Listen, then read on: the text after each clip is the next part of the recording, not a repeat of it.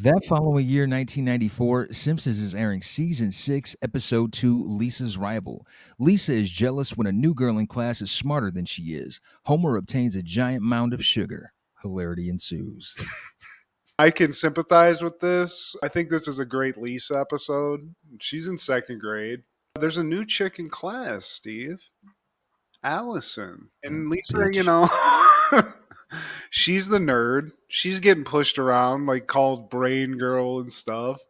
And she goes over to try to talk to Allison because she's like, oh, a new girl. Fun that somebody that can actually communicate at a second grade level or whatever she says. Some smart joke.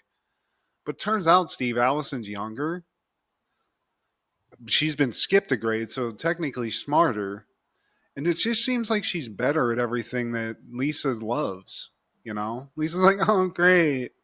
You play that too? Great. Fucking bitch. Yeah. Oh, you're going to that place too? Oh, that's great. That's where you practice? Oh, bitch. Fucking bitch. It's basically Lisa's now. It's not even special. She was the smart girl, but now she's a little scared about where her identity is going, I guess. They play saxophone, coincidence, and they're both auditioning for first chair in the saxophone in the band, Steve. The irony. We cut to Homer and Bart driving while trying to eat a slice of pizza, and they veer off and they run into a sugar tank, a tank full of sugar. When Homer sees all of this sugar on the ground, he's like, look, Bart, we made it. White gold, Texas tea, sweetener. I mean, that's a lot of sugar, Steve. Homer knows an opportunity when he sees one. You know, I don't necessarily understand the business that you're going to do here, but he needs to get some of that sugar. Sugar. Packs the whole trunk. I don't know if he gets it all, but basically his scheme is it's very always sunny. They did this before that. Let's go door to door sugar sales. You know, fuck it. And back at the Simpson household, Lisa, she asked her mom, like, why haven't I skipped a grade? Like, I should. I'm smart enough. Maybe you should be a little nicer to Principal Skinner, if you know what I mean. Mm-hmm. Have you seen Forrest Gump? She did some stuff. She just wasn't supposed to do it, Steve. Lisa's just a smart, normal girl. She's not special like Allison. When they're at the dinner table, as they're trying to eat, they couldn't help but notice, like, why am I losing teeth? What's going on? And Homer's like, I put sugar in everything. You got to use it before you lose it. I don't understand getting high on the own supplies, Steve. That's not right. You know, you should learn from Tony Montana. And then now we're at the band audition. Lisa, she plays a nice tune. She's been putting her work in, rehearsing and whatnot. And then right after that, Allison, she plays a tune and she goes the F off. Yeah. I mean, she's Bill Clinton on Arsenio, and Lisa's just playing backup in the Letterman band. But this leads to like a howling piano style saxophone duel off where Lisa's like, oh, you got that? Well, let me throw a little Curly Sue. A battle of the saxes, Yeah. if you will. Get that sax. Oh, I also like because Lisa does practice for this quite a bit, and at the beginning, she's trying to find a place to practice. Everyone's kicking her out, and Marge has this weird like sex dream about Fabio, like on a boat, and Yeah. she wakes up because Lisa's playing. She's like, "Lisa, stop wrecking my sex. I mean, sex or whatever." Yeah. They're going toe to toe, Steve. And Lisa, she's turning red. Allison's turning red. But at like the climax of this duel off, Lisa just passes the fuck out, Steve. Then the next scene, she wakes up out of her coma and she's surrounded by everyone. The conductor lets her know that she didn't make the band. It's a dream. And she wakes up from it. The conductor's like, hey, Lisa, you made it. She's like, what? I made the team? No, you made it back to consciousness. Allison made the team. You're going to be playing back up to her now. And she screams like the bad dream she had previously. Lisa, she confesses to her mom, like, this girl's better than me in everything. That made me special. And Marge is a mom, Steve. She's like, you're special. Like, you don't have to worry about what other people are doing. She gives good advice, but Lisa ain't hearing it. No. Like, you don't know this bitch like I know her. She is evil, right? It doesn't make sense when you're bitter. But now we're at Homer going door to door selling sugar. And It's Principal Skinner at the door. He's like talking to his mom. Seymour, what are you doing? I'm talking to the sugar man. I'm talking to the door-to-door sugar man, Mom. Because he's all about it. Like, you think this is a dumb idea. Skinner's all into it, but his mom won't let him go. And he's like, thanks for getting me in trouble, Simpson. I'm grounded. We cut back to school, and now we see Allison's getting bullied in those same situations where it'd be Lisa being the butt of the joke. Lisa sees this from a distance. She can't help but feel a certain way. Like, that was supposed to be me that got pushed over and called the brain queen. Yeah. She's even taken that from me. She used to be that person in the mud. Homer, he announced that I made $1, but Marge is like, "What? You lost $40 by not going to work, and your boss said that if you don't go in on Friday, don't even bother coming in on Monday." Woohoo! 4-day weekend. He is a little paranoid because this sugar pile is just in his yard, Steve. So anybody can come and get it. So you gotta have some security. You gotta figure it out. This isn't just a side hustle now, Steve. It's all consuming. Lisa, we get a dream sequence from her as she's trying to console herself, saying, "You know what? There's nothing wrong with being second best." And then in her dream, she's in a concert with like the number twos, if you will, Garfunkel, Oates, and I don't know who the third person was. I'm spacing. I didn't write it down. Yeah, but it's just no fun. Who wants to go see the second best musicians? That's a Warren concert, basically. Yeah. For some reason, like when she wakes up, Bart tells her about Millhouse, who's like in a fugitive situation. I don't know how we got there. I think Bart called the feds on him to fuck with him because he just keeps alerting them to where Millhouse is. Because Bart's like, look, this whole situation you got with Allison, it can be taken care of in a certain way that maybe isn't the best way. But just like my boy Millhouse, he's being tailed by the FBI right now. So we could get some with Allison the same hemisphere. He's trying to turn Lisa to the dark side, basically. She's like, you know what? I don't have to be so petty. I should be nice to her and look at her as a friend, not a competitor. We cut to Allison's house. She has Lisa over and she meets Allison's dad. Oh, I've heard such great things about you, Lisa. You're a wonderful person. I'm glad someone can play our anagram game. And Allison's like, we take the names of famous celebrities and rearrange the letters to a description of that celebrity. Lisa's like, oh, wow. Because, this is definitely not what happens at the Simpson household.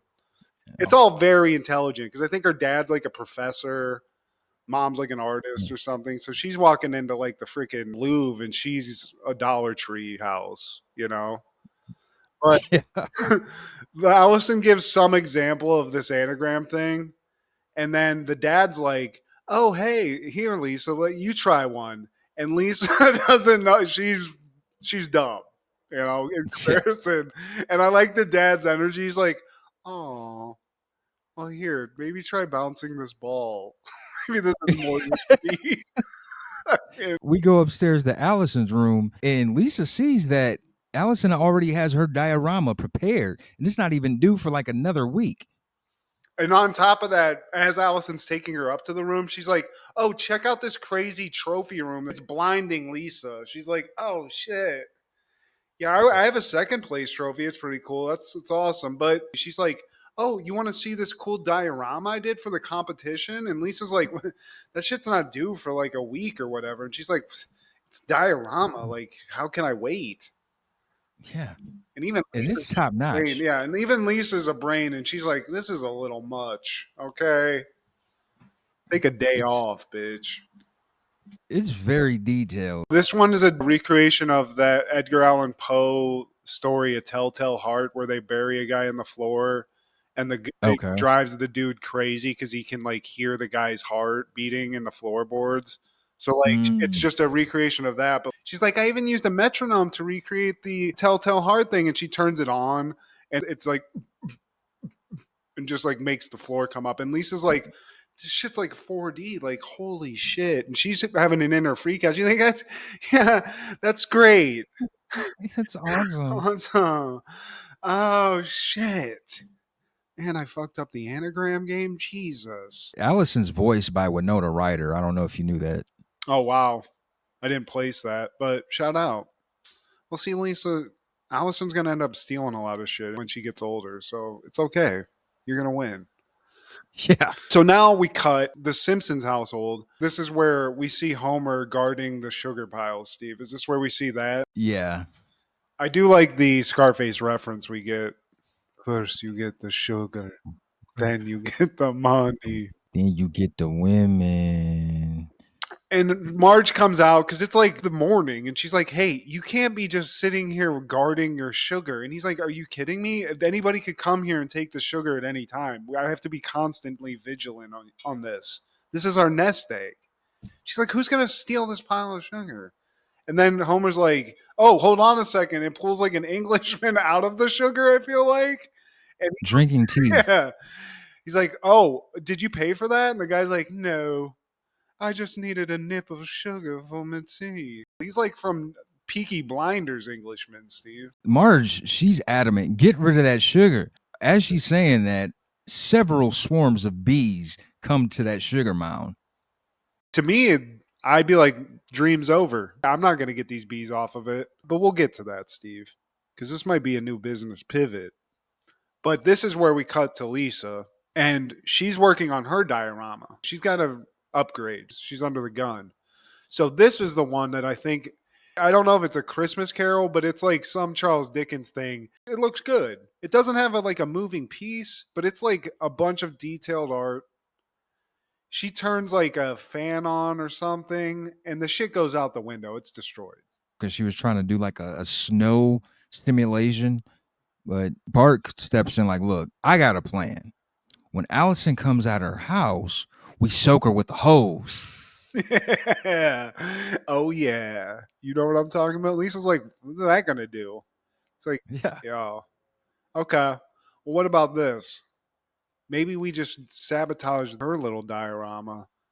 We'll take care of that. Obviously gonna win.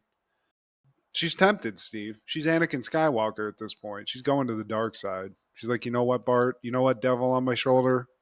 Sounds like a plan. We cut to some beekeepers and they can sense that some bees are in the area.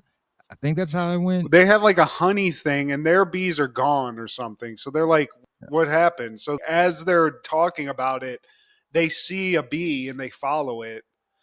And he's like, get to the bee mobile or whatever. And the guy's like, you mean your Toyota Tercel? He's like, yeah. But they follow the bee and they get to Homer's and they see where it's at. And lo and behold, Steve, this isn't a disaster. These guys are like, look, great, genius idea. You lure our bees to your sugar and make us pay you a bunch of money to get our bees back. And Homer's like, wait, what? But they want to pay him $2,000, Steve, for these bees. Two of them things. Shit. I could still let me get a pile of sugar right now. I can use 2 G's. Sugar. White lines. And they're going to write the check, Steve. They're writing the check. They're like, you got over on us. But as they're writing the check, it starts raining. And that sugar pile starts melting. The one guy's like, oh, yo, chill on that check real quick. The bees go away. So Homer's just like, no, it's melting. Oh, what a world. Now we're at the school diorama rama. Everyone's showing off their projects. We got Nelson. He has a grape smashing display, kind of like Gallagher. And we got Ooter, who does a Charlie in a Chocolate Factory diorama, but he ate it all. You said you were going to judge mine first. And Bart, he's fully on board with Lisa. So he waits. He makes a diversion so Lisa can swap out Allison's good diorama with his version. We don't know what it is yet. Hey, it's Bart, and he's doing stuff. Bart, stop causing a distraction. Yeah. But Lisa does it. And she hides it conveniently, aproposly, in a little like secret compartment in the floor, right? So Skinner gets over to Allison's. He already knows this chick. He's like, get the ribbon ready. It's going to be ace. And they pull the cover off, and it's just a bleeding cow heart, Steve. Everyone's like, "Oh my god!"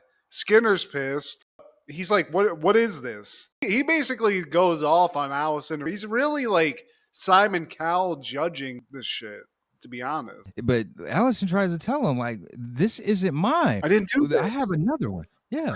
"Oh, well, where's this phantom diorama? You got any answer for that?" Lisa's watching all this. It starts like nagging at her. He keeps going off, and it just keeps intensifying the pressure. And Lisa's like, "Yeah, actually, I found it. I just found it. It's right here. Sorry about that."